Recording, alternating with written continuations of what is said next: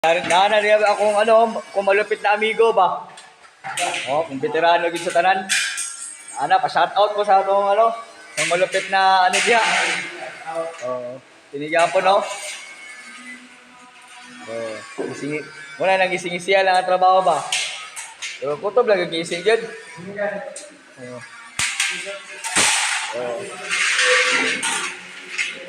Naway libog ba? Kay libog naman daan.